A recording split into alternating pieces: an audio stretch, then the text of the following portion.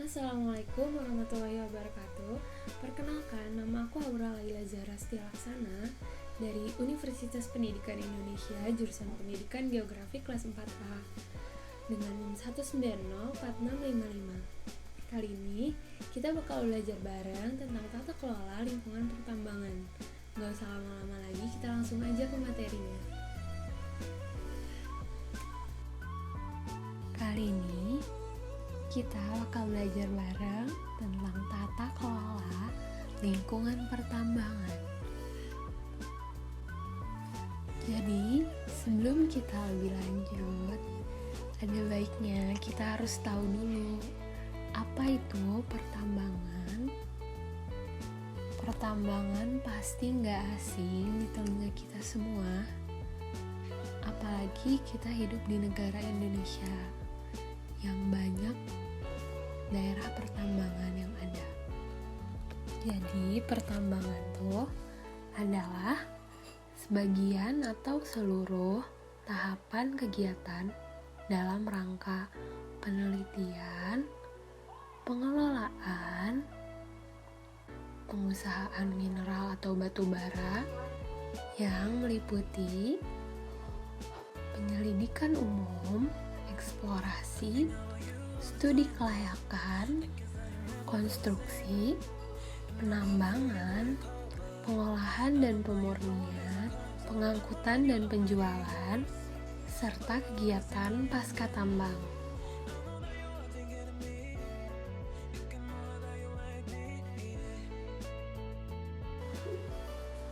Pertambangan sendiri tentunya berdampak sesuatu terhadap lingkungan kita. Nah, apa aja dampak kegiatan dari pertambangan itu?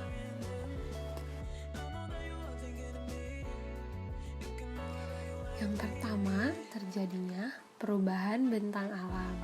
Selain itu, pertambangan juga menyebabkan erosi dan sedimen yang cukup bahaya, bisa terbentuk air asam tambang jika pengelolaan pertambangan tidak baik. Selain itu, terjadi penurunan kualitas udara.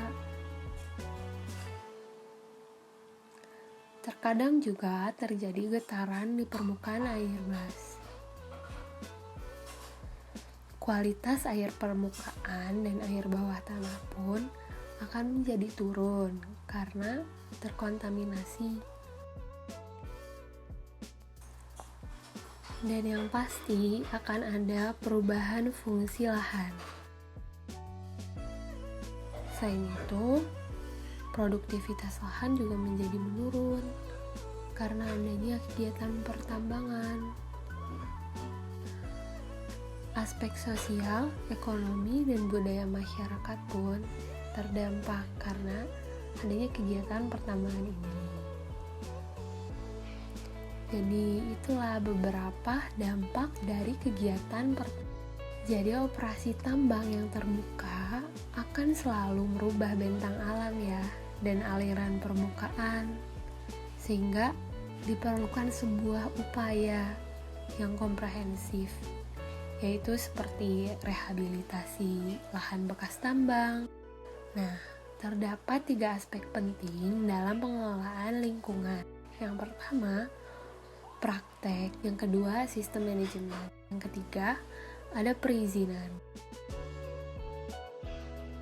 Karena sekarang kita sudah tahu bahwa pertambangan itu menyebabkan dampak-dampak buruk, jadi diperlukan prinsip good mining practice.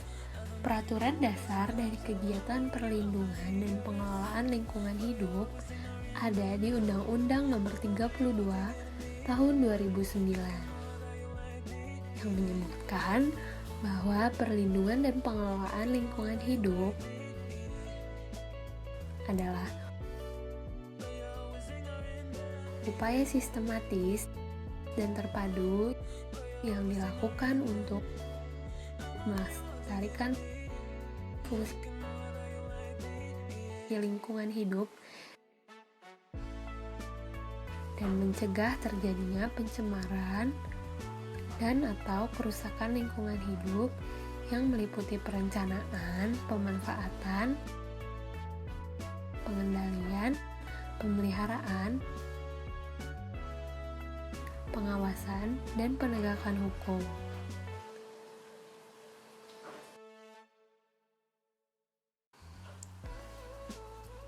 Prinsip good mining practice mempunyai visi sebagai berikut.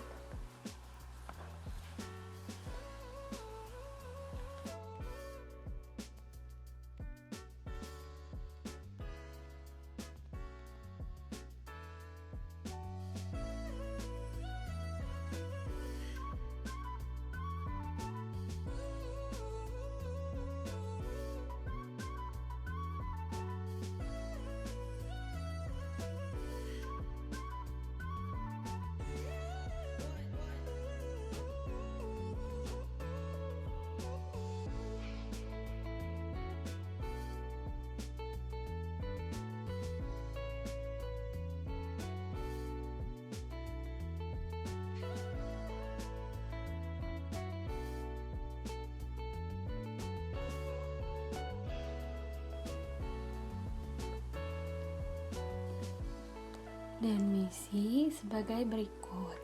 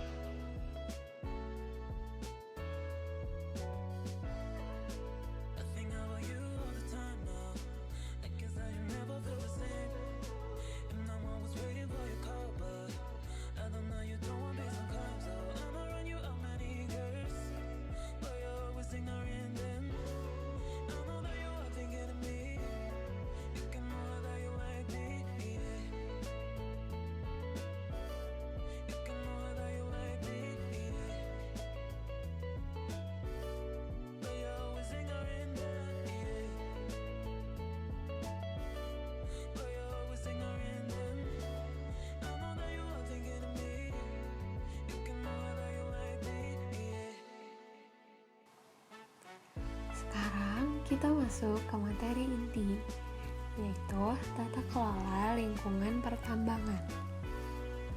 Tata kelola lingkungan pertambangan secara umum terdiri dari target dan program lingkungan yang berfokus kepada pertama, pencegahan pencemaran, kedua, restorasi area pasca tambang ke dalam kondisi yang produktif, stabil, dan aman. Yang ketiga, pemeliharaan keanekaragaman hayati.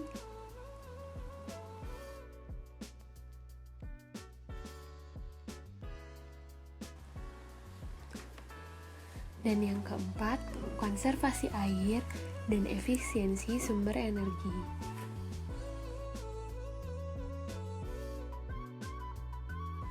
Kita langsung breakdown ke poin pertama, yaitu pencegahan pencemaran. Jadi dalam pencegahan pencemaran, kita harus memastikan program prosedur dan target pencegahan pencemaran lingkungan yang telah ditetapkan dapat diterapkan dengan baik dan berkelanjutan.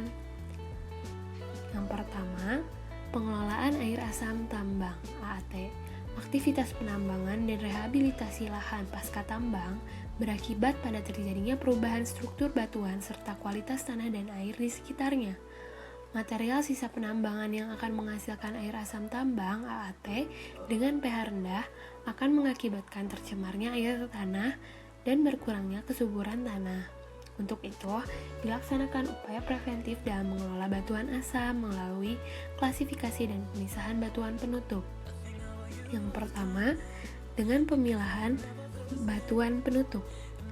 Proses penanganan air asam diawali dengan mencegah pembentukan AAT dengan cara menutup material yang berpotensi membentuk AAT dengan analisa Net Acid Generation atau NAG untuk mengidentifikasi dan memisahkan batuan yang bersifat asam dari yang bersifat tidak asam, baik dalam kegiatan penggalian, penempatan, dan penimbunan batuan tutup tersebut.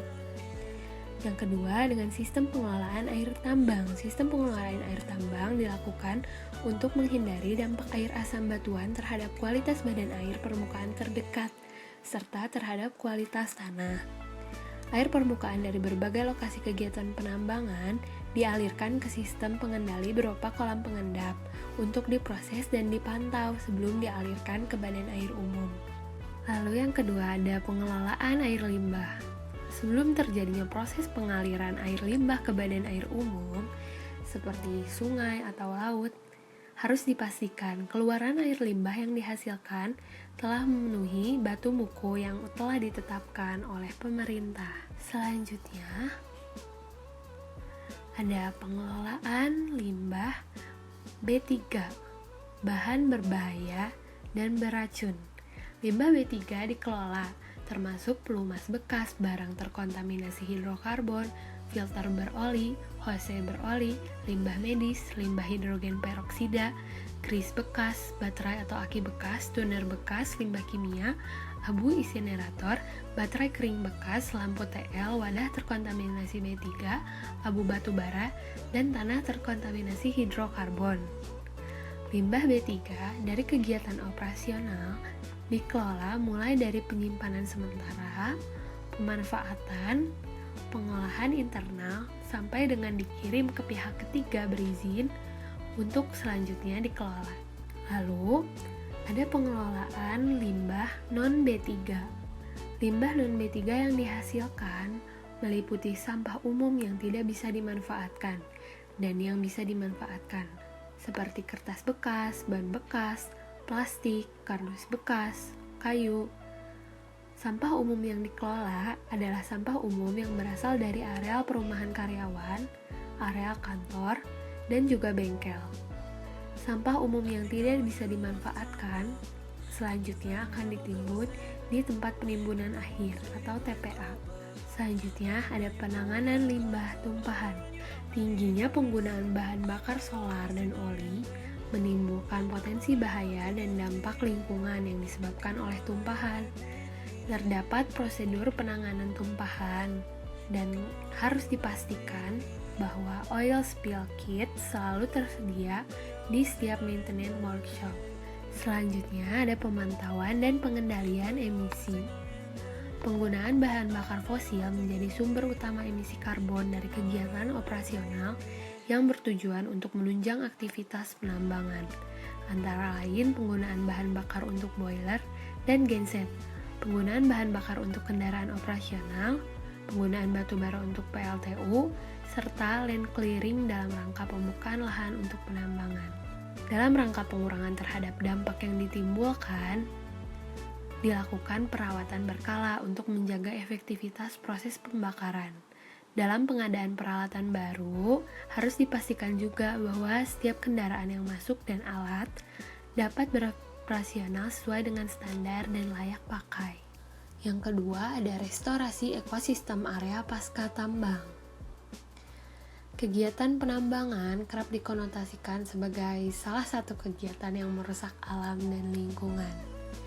Namun, bukan hal yang mustahil bahwa lahan bekas penambangan yang direklamasi dengan benar akan menjadi lahan yang lebih bernilai dan bermanfaat dibanding sebelum adanya kegiatan penambangan.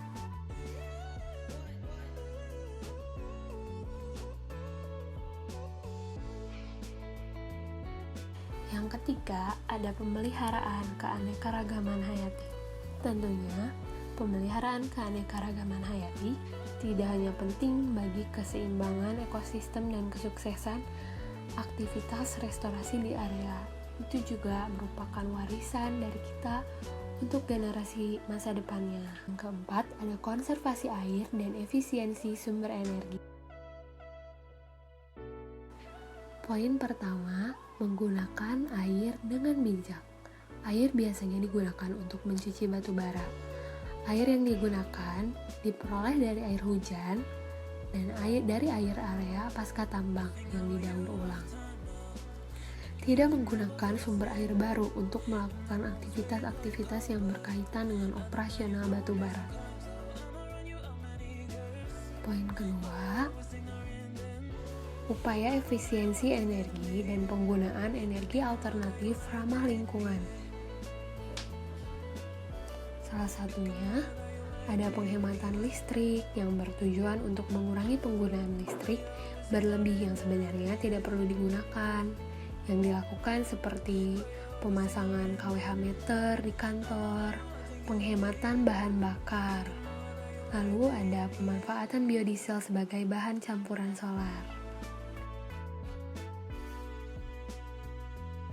Mungkin sekian yang bisa saya sampaikan. Mohon maaf jika masih banyak kekurangan. Sekian dan terima kasih.